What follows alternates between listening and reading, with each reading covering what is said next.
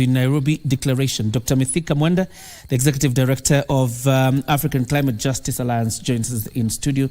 And thank you very much, sir, for joining us. The theme of the Africa Climate Summit was driving green growth and climate finance solutions for Africa and the world. Of course, you appreciate the abundance of caution that people have greeted ACS with.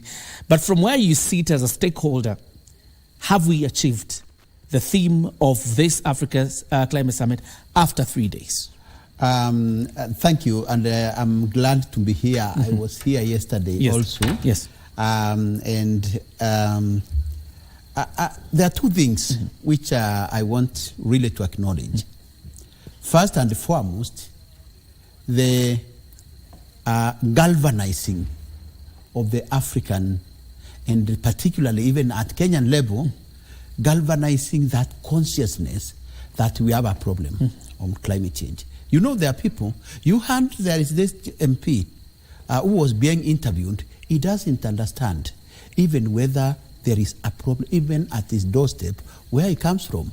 And that's our leader. So what does it mean to that village woman, a small older farmer, whose crop is drying up, seasons have shifted, the rain has become erratic, water has dried up, there are conflict every time between pastoralists and farmers, but they do not understand that this is a problem. So one thing which, in my view, because we have been really trying to bring this national consciousness, that's an achievement.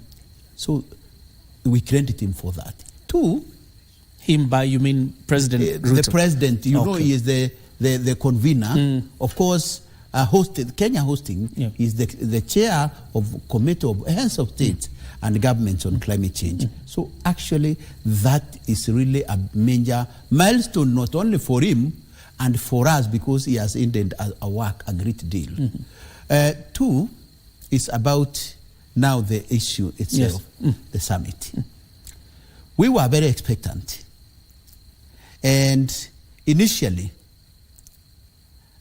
we as the civil society, and a lot of misgivings based on exclusion which we were seeing. And we even end a lot of petitions, as usual, as civil society, saying this is what we want, how we want this summit to go, so that it is reflective of our demands, it is reflective of our realities, our aspirations as Africans, our desires as Africans, and really, you know, as an issue of climate justice. And I think, looking at the declaration itself, I think there is a reason to be optimistic. We were worried, but I think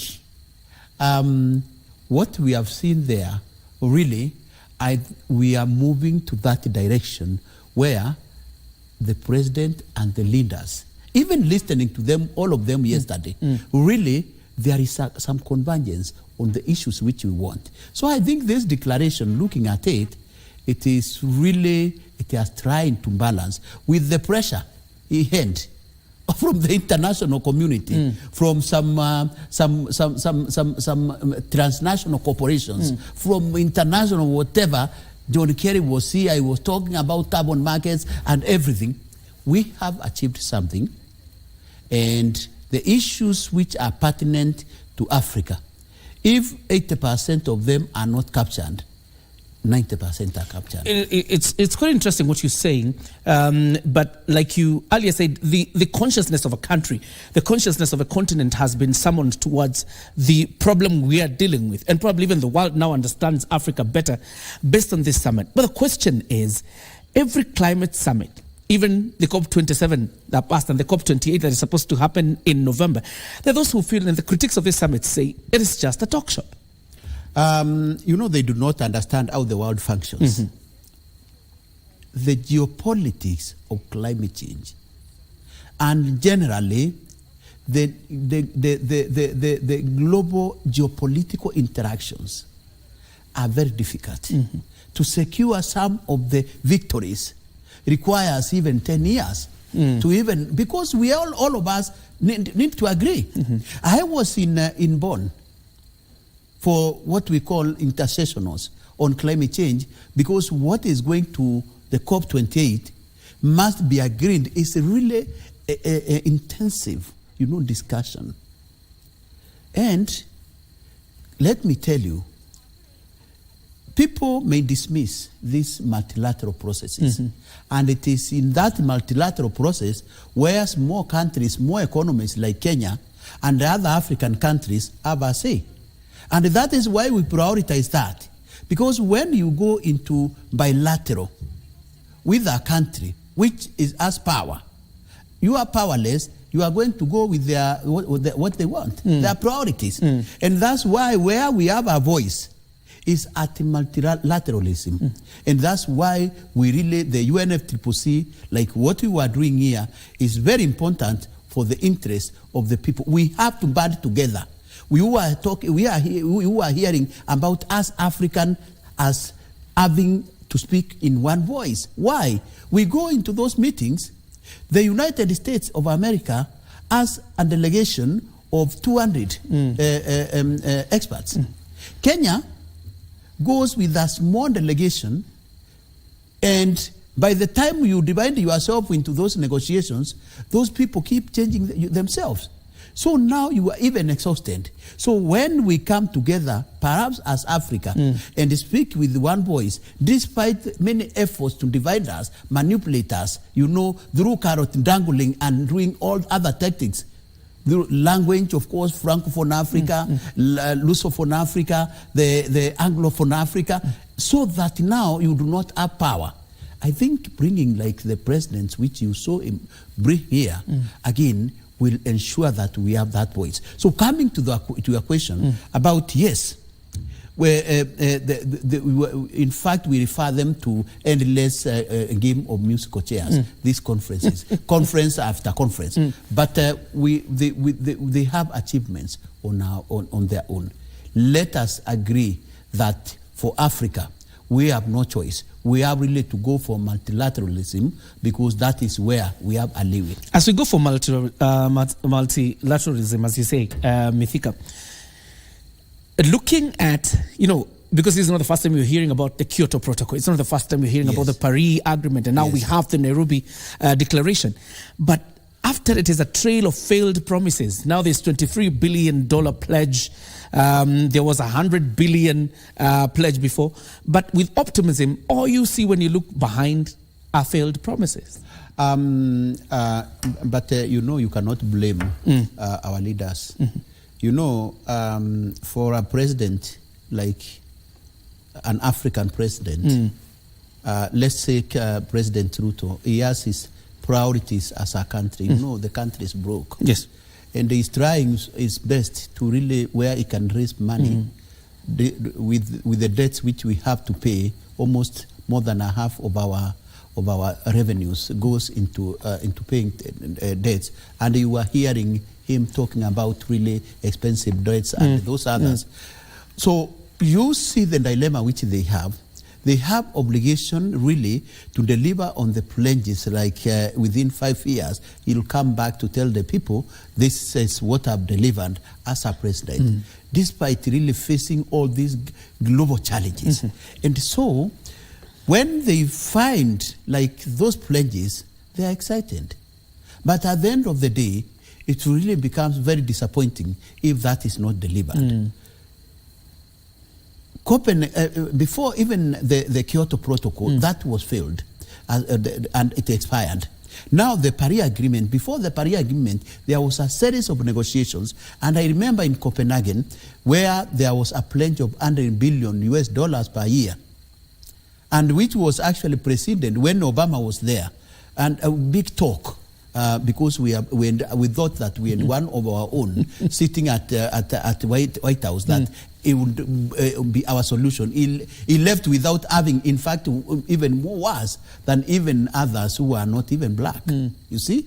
And so we have seen a trail of failed promises, because if you go to the books of the OECD, you realize that they will say they have met their commitment. So surprisingly, but when you come to Kenya, you find where did that money go? And that is the problem. In Paris, African presidents and governments were enticed by just one promise to really accept to be part of the Paris Agreement. And you know what that was? What? It was African, there were two initiatives, African Adaptation Initiative and the African Renewable Energy Initiative, ARREI.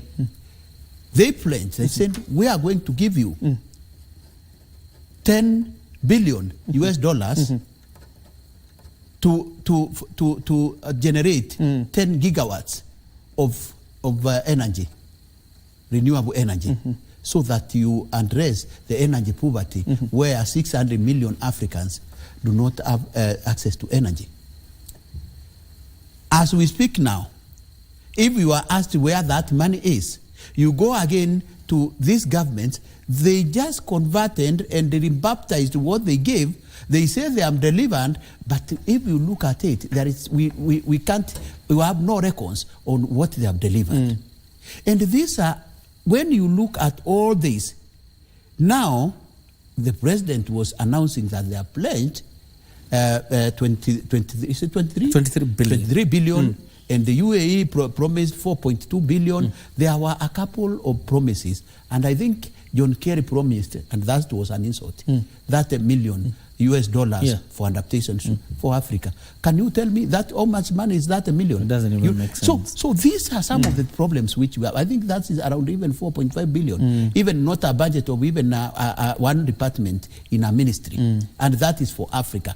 So we have a problem. So in terms of then this these pledges and the failed pledges, we hope that there will be some reawakening by the industrialized countries and heed the voice of all these African presidents who are here and the leaders to honor at least their commitment. Right. But that is very little. Even if they honor that, we need millions, billions to address not only even the entire climate change, mitigation and adaptation. Adaptation in Africa will require 51 billion US dollars. I don't know whether per year, but now where is that money? So the question here is really, there is a person, one who committed all these atrocities. In their process of development, they caused climate change. And under the Climate Change Convention, they said, we are going to do this, we are going to compensate, and there are so many frameworks, there are so many funds which are supposed even to, they are supposed to put that money laterally. Adaptation Fund, we have the Green Climate Fund. Now recently we had this, the loss and damage facility, which now we are concluding, in fact, fighting on where it is supposed to be located. So the point here is that we have never seen any commitment and the signs of commitment from the North. What they require, and this is now what I want, in fact, the Ruto's, President Ruto's work is now cut. It does not end here. And declaration alone is not going to help. We need massive pressure. The only language the North understands is the language of pressure. Let's talk about pressure very quickly. Yes. In 1 minute. COP28 comes in November. Yes. If it doesn't come up with a framework of implementation of all these funds that we are talking about, what will Africa do?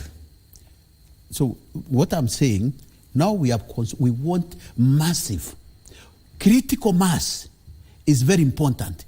If we can be able to mobilize, galvanize the whole of Africa, all the 54 countries, and go there with one voice, and they say, committing on climate change, the United States, Europe, and the other developed countries is your obligation. It's not charity to Africa. In fact, we are helping you to absorb all your carbon and everything. So you are paying us what you are supposed to do in addition to paying your climate debt. So what you need to do then is you have to give us the money and compensate us, including even leaving our oil on the ground and all this, because we need to transition. By the way, Africa is not only the solution in terms of even carbon sinks. The resources, the critical minerals, the minerals, the transition minerals, to drive the new transition to low carbon, climate resilient future, is in Africa. DRC has 30% of the global lithium, which is now very important in the electric vehicles, is in DRC. In copper, manganese, rare earths, the rare minerals and rare earths, all these are in Africa. So if we can be able to exploit this, and they are not exploited, and then we are careful not to return to what has happened in the past. The minerals which drove the Industrial Revolution were also got from Africa. From Africa, yeah. And in fact, they became, blood minerals, because wherever in DRC has never seen peace because of its vast minerals, the rich. It has been turned into cars. Look at where we have minerals all over Africa. We want now, as we now discover these now new minerals of the future, to drive the future, we need to look into how are we going to tap them with the consciousness which we have, so that we avoid those people who come and fund militia so that they evict people and go to use that mineral and steal our mineral. These are the things which we have to do. And that's why I'm telling you, the president has a lot of work to do. We said we are behind him. And we are behind him because we believe that he has good intentions for Africa. We have never got a person again in this, all the decade I've been in this, since Mele Zenawi died, to really mobilize Africa the way he has done. The new messaging is very important, coming together and bringing all stakeholders as we have done. I think that we are going to win this battle. All right. Thank you very much, Mr. Mithika, for joining us, Daktari. Thank you again for the insights into the Nairobi Declaration. And we wish you all the best. And again, even the President and the African heads of state as you head towards COP28. And we hope that all the pledges made to Africa will actually come to fulfillment. Thank you very much for your time.